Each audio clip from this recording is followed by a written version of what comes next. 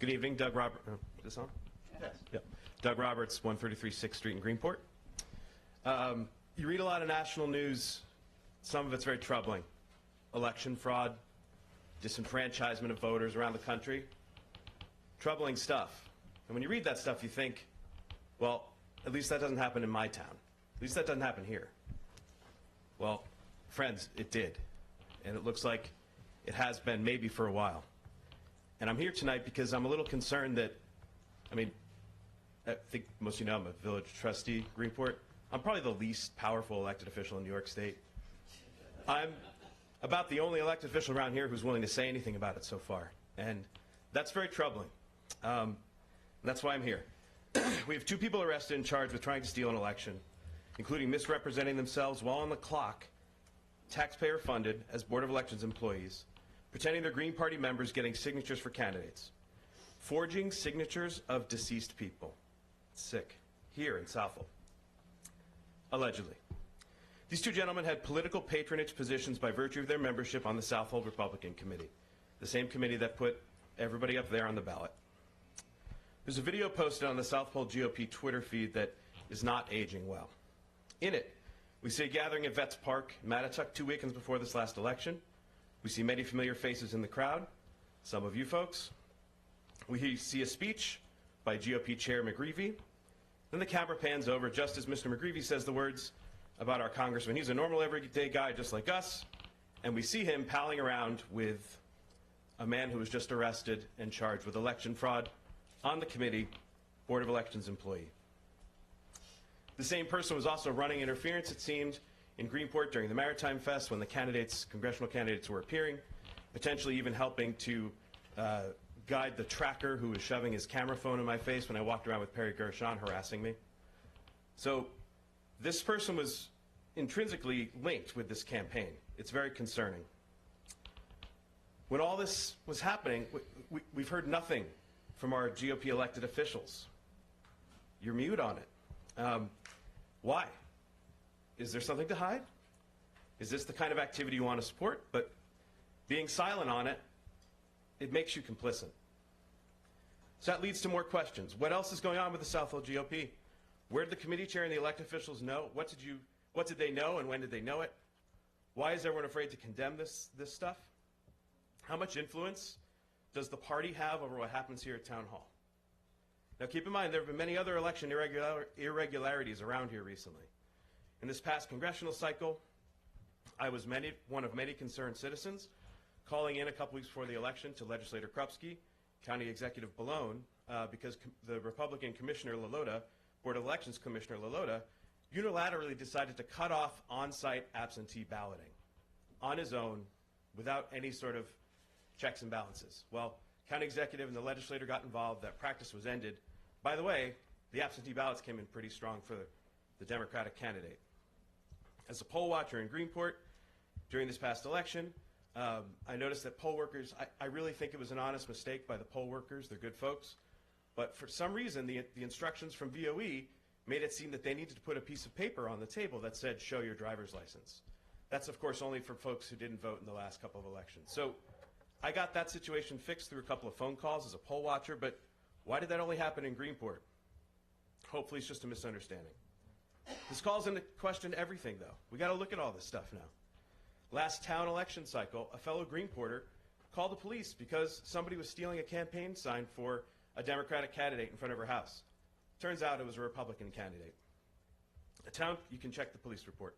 A town councilman stole my private text messages and made them public in a bizarre 45-minute campaign stunt circus of slander and carrying on at a village board meeting. A village, by the way, he doesn't live in, doesn't vote in. Then he took the fun over to his Facebook page where he held a court as his supporters took shots at me and my family, including threats of coming to my home and harassing me. We had a 3-year-old at the time.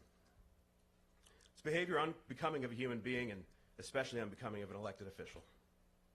But I digress. Countless farmers and winemakers come to these meetings when you have hearings on agribusiness issues. They claim they feel they're taking a risk and speaking up, fearing their businesses might be harmed because a permit won't get approved, code enforcement. So what's going on? Somebody with a Southold GOP didn't like a Facebook post of mine. So I got a message on Facebook saying, take it down or else. Or else. I could go on with these stories. Everybody in town knows about it. Why all these attempts at intimidation? Why cover up and protect committee people who may have tried to steal an election? When things are confusing, it usually helps to follow the money. According to public records, Southold GOP committee members and their family members collect $217,000 per year in Board of Elections salaries. Here in Southold, town taxpayers fund GOP committee people and their family members to the tune of $970,000 in salaries for staff and appointed positions, with an additional almost $700K in elected official compensation. That doesn't include the health care. So being a Southold GOP committee person entitles one to feed at a trough of almost $2 million in taxpayer dollars. Town's budget's only $45 million. $20 million of that is salaries. So it's about 10% of the salaries going to families of committee members. So to me, that's astounding when compared with these other things. If we had no election fraud issue, you know, things are kind of going okay. Don't have to talk about it. Does that explain why there's such silence around this election fraud issue and these voter intimidation tactics? Look, there's a surprising amount of agreement at your meetings. With one-party rule, there often isn't anybody around to blow the whistle. I would imagine that the party that put you here would like to keep the gravy train going.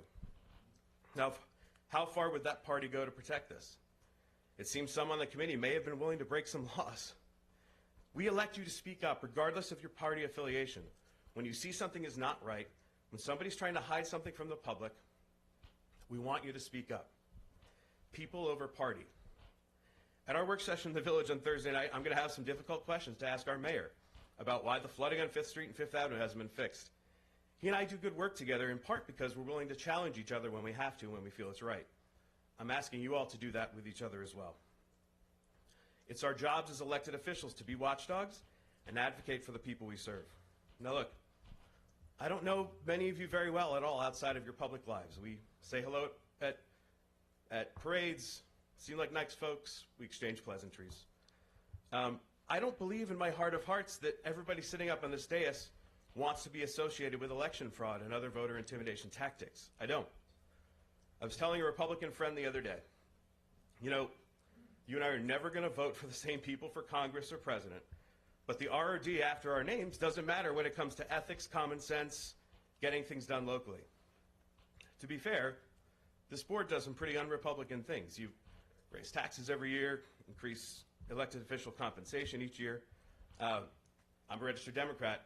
I've done a lot in the village to free businesses from regulation. Democrats are probably mad at me about that, but you know, we do what we got to do, what we think is right. We don't all fit into these boxes of R&D, right? So I think some, maybe all of you on this board want to do right. I'm here tonight to urge you to speak up. Tell your committee chair publicly that election fraud is a serious matter and you won't allow him to keep people on the committee who have been proven to be involved in it, and suspend them maybe while they're being investigated. Call for a full investigation of the Board of Elections. Send that up the flagpole with your party at the county level. Look into those decisions that have been made to disenfranchise Suffolk County and Southold voters. Remove any hint of political meddling by unelected people at Town Hall, because I can tell you this, those of you who do this, you'll earn respect from this Democrat, and probably many others. And who knows, maybe you earn a few votes too. Please, end your silence on the election fraud issue. Stand up for ethics, stand up for justice. Thank you for listening. Thank you.